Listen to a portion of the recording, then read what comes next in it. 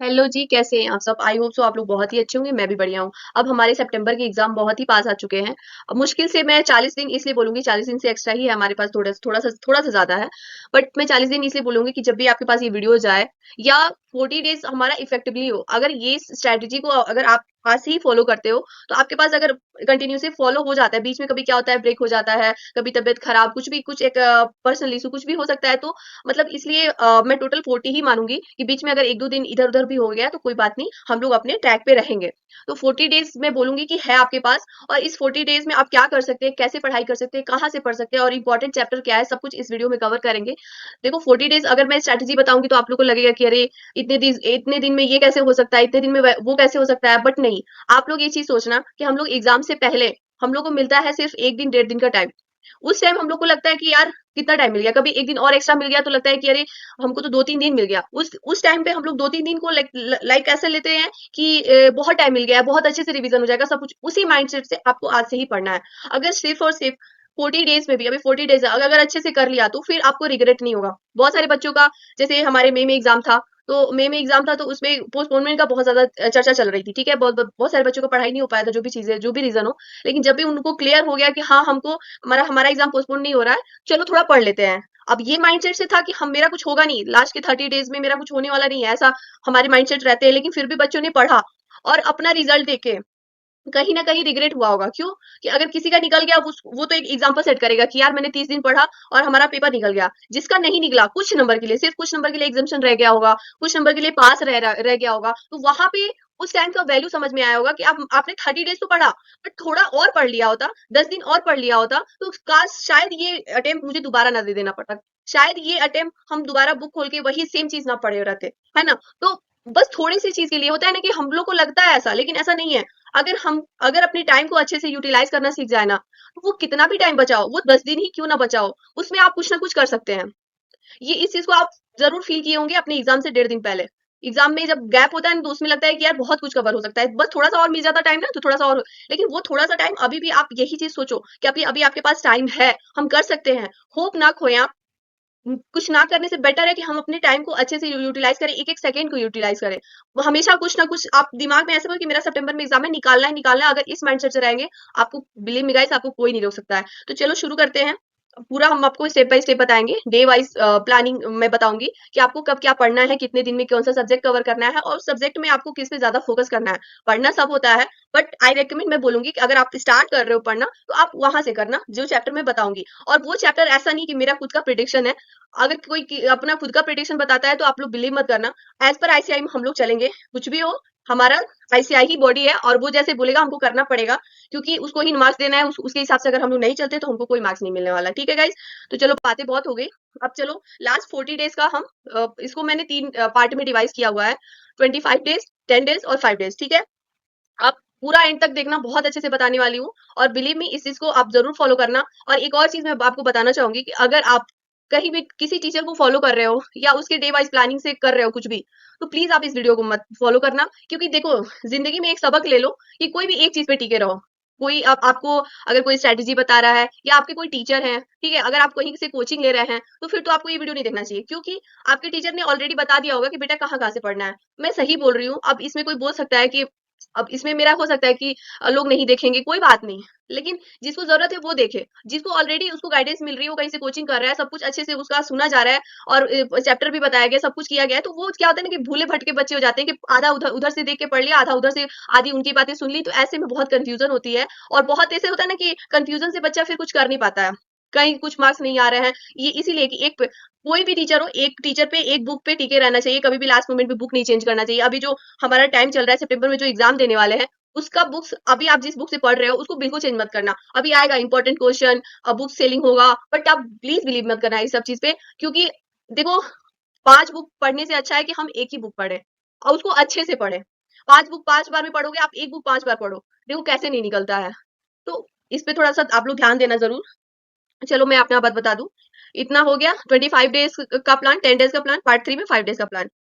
चलो 25 डेज का प्लान में 4 days income tax. First 4 days से स्टार्ट करना है, इनकम टैक्स से स्टार्ट करना। 4 दिन में इनकम टैक्स मैं इसका इनकम टैक्स में क्या पढ़ना है मैं ये भी बताऊंगी आगे आगे चलना। 4 डेज इनकम टैक्स, कोई बोल सकता है कि 4 दिन में इनकम टैक्स कैसे खत्म होगा। देखो मुझे जहां तक पता है कि जो भी बच्चे मुझे सुन रहे हैं वो कहीं ना कहीं पहले बार तो एग्जाम दे नहीं रहे हैं, थोड़ा बहुत तो पढ़ा होगा। तो थोड़ा बहुत पढ़ा है तो हमको मतलब उसको देखना है, बस कहने का चीज है कि रिवीजन करना है, थोड़ा डीपली रिवीजन करना है। फर्स्ट 25 डेज में जो भी आपका कंफ्यूजन है, जो भी आपका दिक्कत है, मतलब अच्छे से पढ़ना है। 4 डेज में इनकम टैक्स पूरा खत्म करना है, कैसे भी खत्म करना है। 4 दिन कम नहीं होते हैं। ये 4 दिन का कीमत उस टाइम का समझो ना कि जब हमारा एग्जाम आता है और 4 दिन का गैप होता है तो लगता है कि यार हम पूरा पढ़ लेंगे। ऐसा फील होता है कि नहीं होता, आप खुद बताना। उस टाइम जब 4 डेज आपको ज्यादा लगता है तो अभी 4 डेज कम क्यों लग रहा है। तो पहले तो इस माइंडसेट को मतलब समझो चीजों को, अपने माइंड के साथ खेलो। माइंड आपके साथ खेल रहा है उसको खेलने मत दो। आप अपने दिमाग को कंट्रोल में रखो। अपने दिमाग को नौकर बनाओ, ना कि दिमाग के आप नौकर बनो। जैसे दिमाग बोलता है वैसे हम लोग करते रहते हैं। तो ये चीजें हैं, अपने माइंड को कंट्रोल करो और बोलो कि नहीं 4 दिन बहुत ज्यादा है, कोई दिक्कत नहीं है।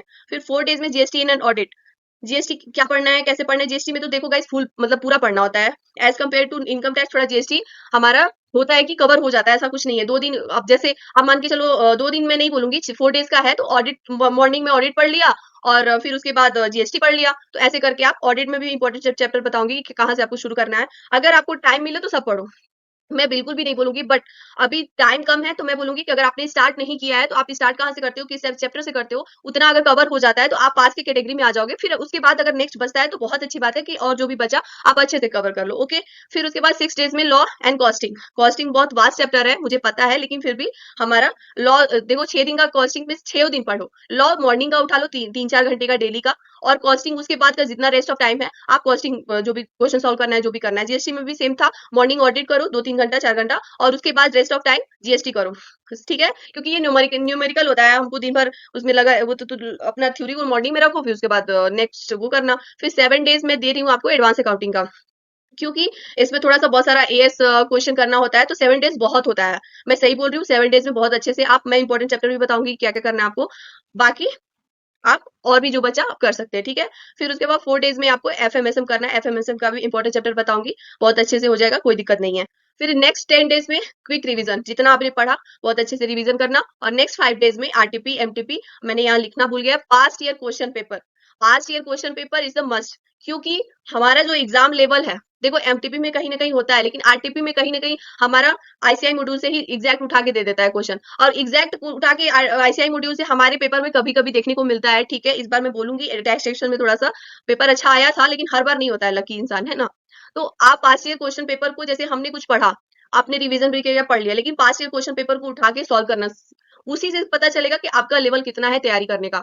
मैं आरटीपी एमटीपी तो ठीक है दिया है आईसीआई ने, तो करो कोई दिक्कत नहीं है, लेकिन पास्ट ईयर में मैं ज्यादा फोकस करती हूँ कि अगर आरटीपी एमटीपी आप नहीं भी करते हो, लास्ट 5 ईयर्स का पास्ट ईयर क्वेश्चन पेपर अगर कर लेते हो आप, तो आपकी प्रैक्टिस इतनी अच्छी होगी कि आप समझ नहीं सकते हो कितनी, क्योंकि आप एग्जाम में जैसे क्वेश्चन आता है उस लेवल का क्वेश्चन आप घर में बैठ के टेस्ट दे रहे हो, ये बहुत बड़ी बात होती है, इससे ज्यादा हेल्प होता है। ठीक है ना। और एक और मैं बोल दूं बात कि हमारे एमसीक्यू तो आपको पता है 30-30 नंबर्स के आ चुके हैं, तो एमसीक्यू का वैल्यू बढ़ गया बहुत ज्यादा। ऐसा नहीं, पहले तो ग्रुप 1 में तो आपका ये लॉ में रहता था और टैक्सेशन में रहता था, तो सारे में हो चुका है ना। तो अब क्या है ना कि 1 घंटा, सिर्फ 1 घंटा डेली आज से ही आप एमसीक्यू पे दो। कुछ नहीं करना है, आईसीआई मॉड्यूल में जो भी एमसीक्यू है एक भी छोड़ना नहीं, सारे एमसीक्यू के पढ़ना है, समझना है उसको। 1 घंटा टाइम उस पर जरूर से जरूर देना है। आप बिलीव में बहुत अच्छा आपका धीरे धीरे देखोगे कि एमसीक्यू भी कहीं ना कहीं तैयार होते जाएगा। तो एमसीक्यू अब डायरेक्ट उठ के आता नहीं है कि हम लोग कॉन्सेप्ट पढ़ते हैं तो उस कॉन्सेप्ट से, लेकिन केस बेस्ड सिनेरियो रहता है, तो उसको आपको पढ़ना है 1 घंटे में जितना भी पढ़ाई हो सके, लेकिन डेली एकदम डेली 1.5 घंटा 1 घंटा पढ़ना है। आप देखना 40 दिन एग्जाम है, 50 दिन एग्जाम है, आपके 50 घंटे एमसीक्यू पे दिए जा चुके रहेंगे, और बहुत अच्छे से आप इसका तैयारी कर सकते हो, आपको पता भी नहीं चलेगा। एमसीक्यू को छोड़ना नहीं, क्योंकि तो सोचो कि 30% तो एमसीक्यू हो चुका है, 70% ये, तो हम 30% कैसे छोड़ दें। आप समझो उस पार्ट को जहाँ पे हमको थोड़ा सा एफर्ट लगा के, और उसमें निगेटिव मार्किंग भी नहीं है ना। तो उस चीज को आपको करना है। चलो अब नेक्स्ट में आपको मैं चैप्टर बताती हूँ कि कहाँ से कौन सा चैप्टर से स्टार्ट करना है। देखो इनकम टैक्स में आप 5 डेट्स जरूर करना, deduction, total income, TDS TCS, 5 dates में तो सब आ जाते हैं। तो देखो मुश्किल तो, मैं क्या बोलूं, मुश्किल तो है ही, बट आपको करना होगा। 5 डेट्स से अगर नहीं करते हो ना, तो आगे का जो भी आपका क्वेश्चन आएगा इनकम टैक्स से तो आप कर ही नहीं पाओगे। अब 50-50 नंबर का हो भी चुका है, तो अगर हमारा कंप्यूटेशन आता है टोटल इनकम का, तो उसमें 5 डेट्स का पूरा अगर आपको कॉन्सेप्ट पता नहीं रहेगा तो आप नहीं कर सकते हो। डिडक्शन भी मस्ट आना ही चाहिए, टोटल इनकम, टीडीएस टीसीएस, इतना आप जरूर करना। अगर टाइम बचे तो और भी कर लो, उसमें कोई घाटे का सौदा नहीं है। फिर उसके बाद ऑडिट में चलते हैं, चैप्टर 2, 3, 4, 5, 6, 7। इतना आपको ऑडिट में करना है, टाइम बचे तो और कर लेना, बट इतना आपको मस्ट है, पूरा पूरा करना है। जीएसटी में तो एक भी चैप्टर नहीं छोड़ना है, आप सब करके जाओ, एक भी नहीं छोड़ना है, सच्ची बता रही हूँ, क्योंकि ये जीएसटी जो है ना, अगर आप जीएसटी बहुत अच्छे से कर लिया तो इनकम टैक्स में थोड़ा इधर उधर भी रहे ना तो वो मैनेज हो जाएगा।